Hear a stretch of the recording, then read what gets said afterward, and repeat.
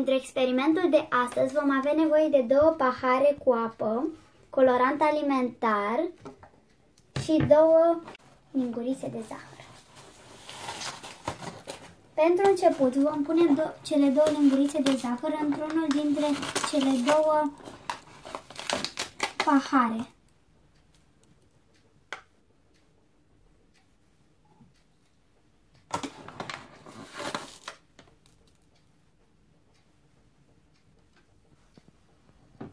Acum vom amesteca până se dizolvă.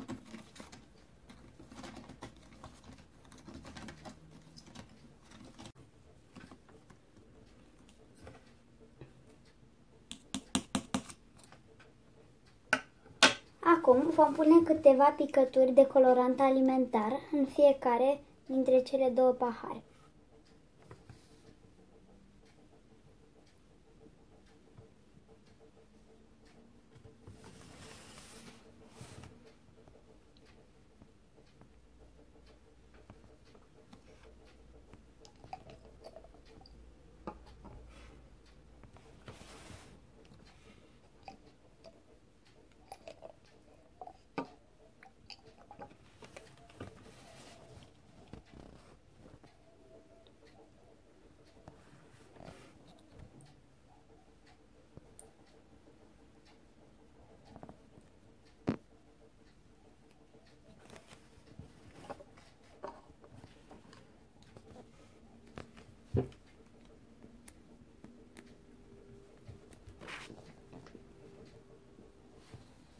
Observăm că în paharul în care am pus zahărul, colorantul alimentar a rămas la suprafață, în celălalt nu.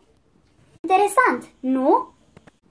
Acesta a fost experimentul meu. Sper că v-a plăcut. La revedere!